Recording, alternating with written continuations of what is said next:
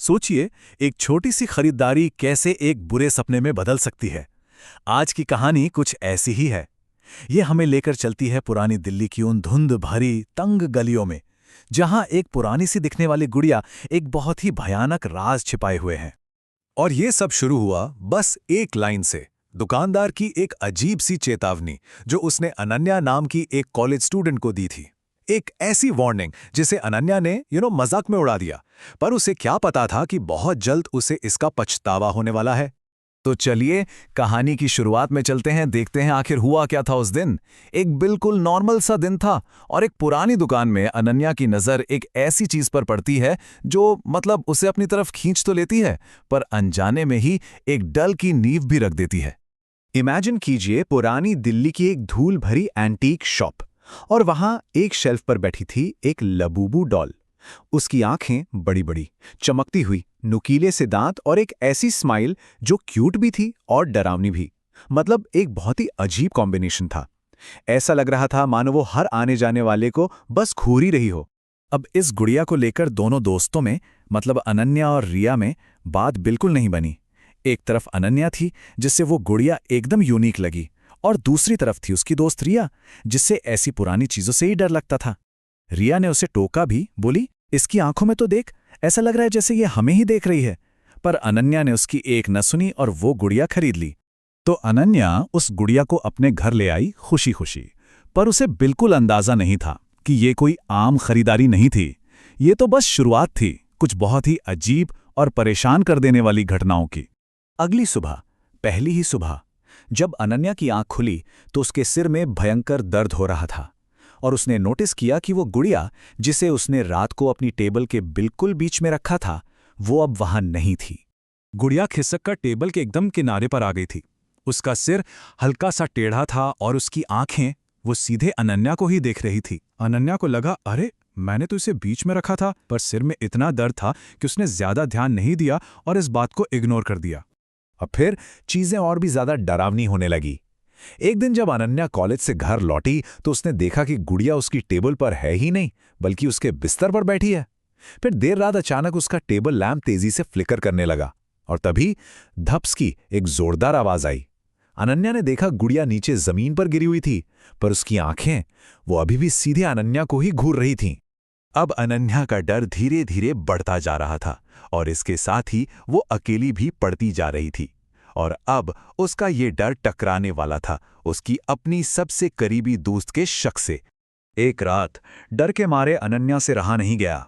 उसने रात के 1 बजे अपनी दोस्त रिया को फोन मिलाया। उसकी आवाज कांप रही थी जब उसने कहा, रिया, वो गुड़िया, मुझे लगता है वो जिंदा है।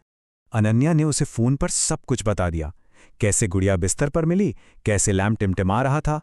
पर रिया ने उसकी बातों को सीरियसली नहीं लिया। वो बोली, अनन्या, आजकल कोई डरावनी फिल्में देख रही है क्या?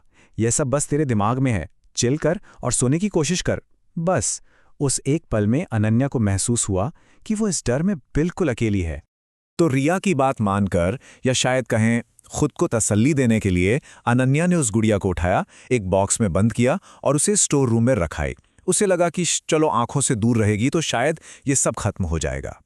उस रात अपने डर से बचने के लिए उसने एक लास्ट कोशिश की। स्टेप 1, गुड़िया को बॉक्स में बंद करके दूर रख दिया। स्टेप 2, उसने एक नींद की गोली खा ली। और स्टेप 3, बस ये उम्मीद करना कि नींद उसे इस बुरे सपने से दूर ले जाएगी। पर वो रात सुकून की नहीं थी।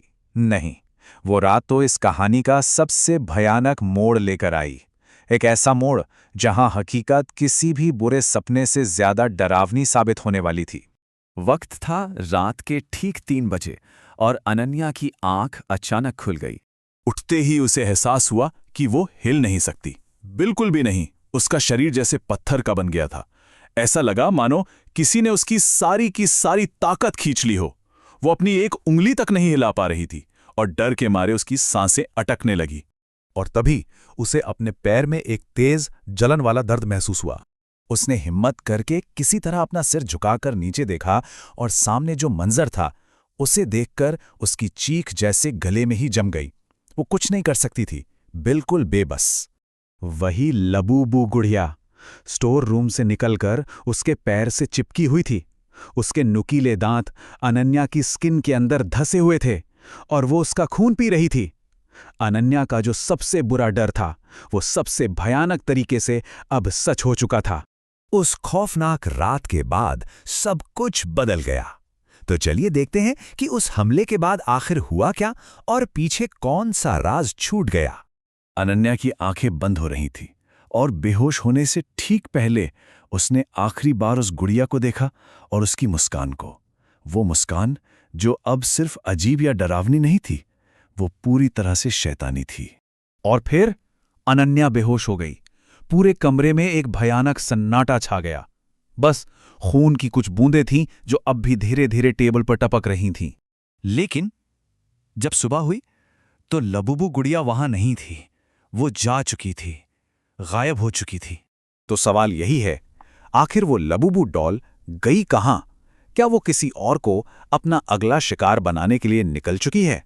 ये एक ऐसा सवाल है जिसका जवाब शायद किसी के पास नहीं है।